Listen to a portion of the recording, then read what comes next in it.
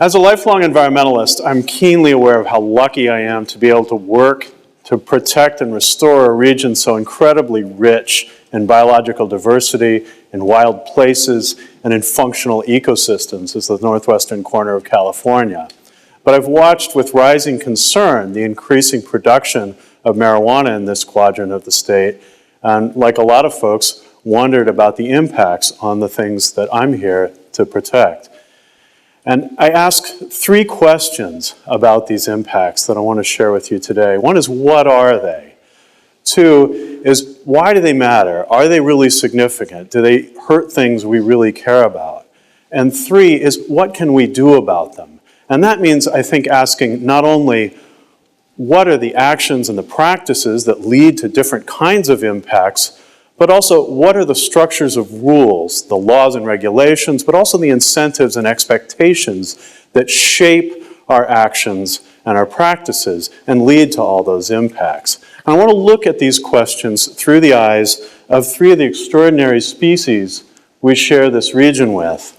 The first is the southern torrent salamander. Now, like all of these species, the salamander was pushed really to the brink of extinction by the impacts of the logging and mining and development booms of the 20th century. And it's only because they were pushed to the edge that they're at risk now of being driven over the edge by the impacts of the marijuana boom today.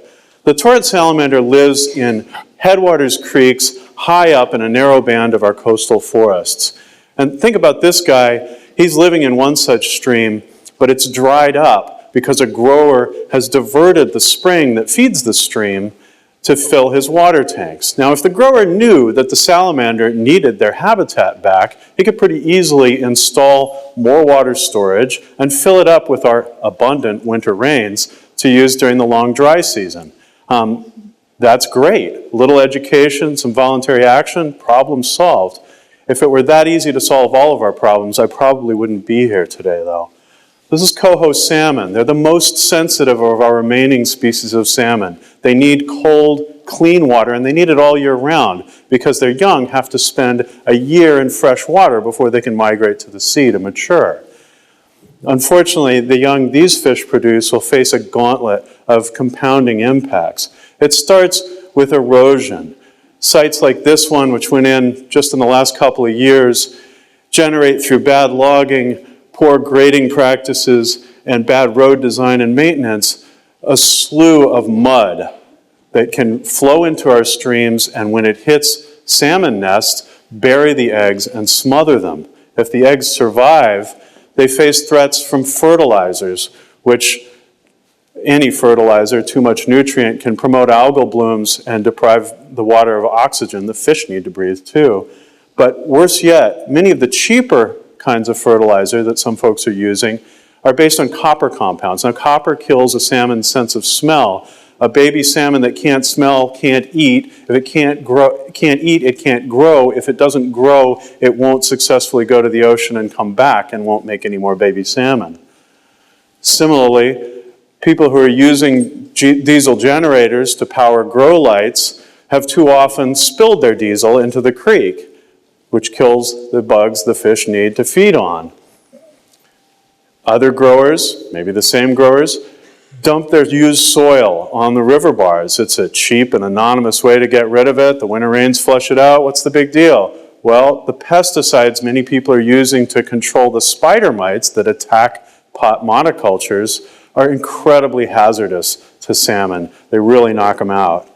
But the kicker on all of this is water use. In many of our watersheds, so many people are diverting so much water that we're using half or more of the lowest flows in our long dry season. And if people pump all at the same time, they can and do completely dewater the creeks. Now, if you take all the water out of a coho salmon stream, you kill that whole age class, that year's production of fish. You do that 3 years running, and you don't have a run anymore. They're gone.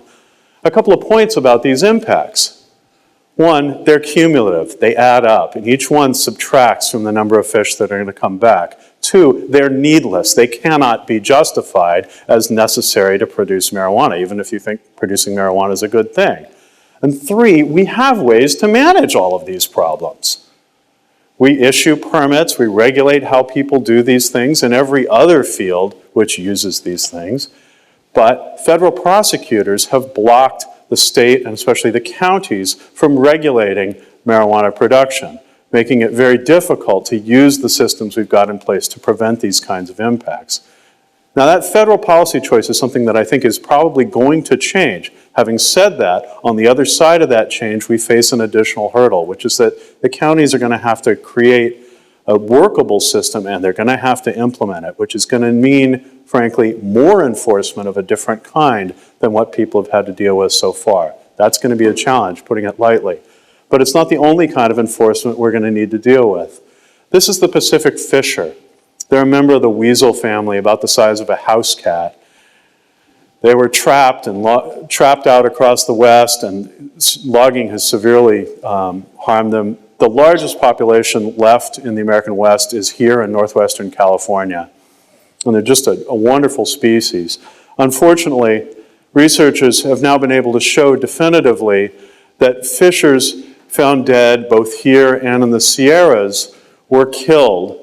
They bled out through their organs by bioaccumulating rodenticides, rat poisons that make rats even easier prey for the fisher to catch. It's an impact that's really hard to bear, and frankly, it's going to make it very difficult to hang on to this species if it continues. Now, they're not the only source of these rat poisons by a long shot, but one of the biggest problems the fishers face in their very remote habitat is the giant plantations associated with Mexico-based drug cartels. And these guys do a lot of other harms as well, but the fisher kind of encapsulates the harm they do. There's really no other thing we can do. We have to find ways of keeping these guys off our public lands, off of our resource lands, and it's going to take serious, effective law enforcement to do it. So that raises the question, if enforcement is the appropriate policy response to a problem like this, why isn't it the right hammer with which to pound all these other nails across the private landscape? I think there are at least two good answers to that. One is that we've tried that, an enforcement-led approach to marijuana production in California for the last 35 years. And both the citizens and the state have concluded that it doesn't work, and we've largely given up. We've ended that.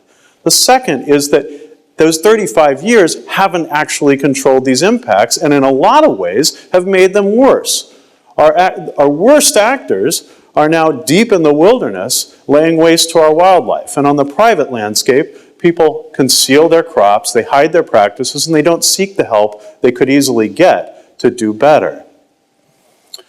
That we are dealing with these kinds of unanticipated consequences, the accidental environmental impacts of eradication, says to me that we are dealing with a species of wicked problem.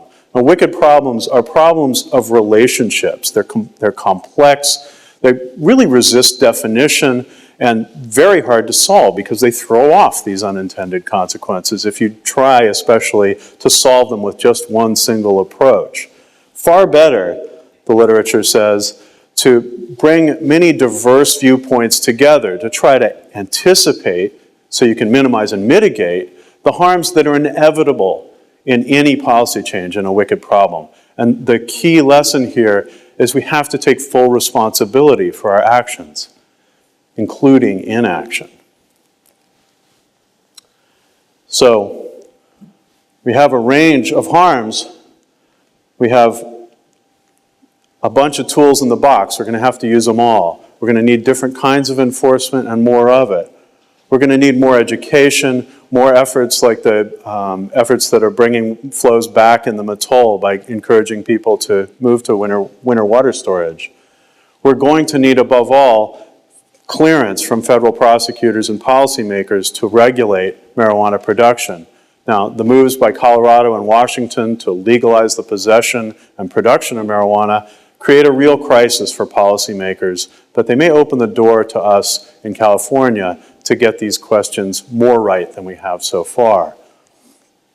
I think the core of this is going to be a permitting program that lets people who will operate at a reasonable level go ahead and grow if they comply with environmental standards and with public health requirements.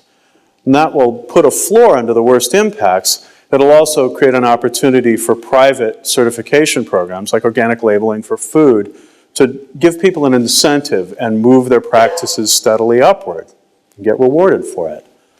These are formal changes that we need to make, but they're probably not sufficient in and of themselves. What we also need is to transform the culture of silence that surrounds the industry today to a culture of accountability, one that recognizes making messes you don't plan to clean up and harming species who have as much right to be here as we do, not just as unfair business practices, but as threats to the integrity and the viability of our community. So what can we do about it? I think above all, if you share these concerns, please share them with the people who work for you and let them know that we do need to make changes, and those changes need to include attention to these environmental impacts, which we haven't looked at anywhere in making these kinds of policies. Thanks.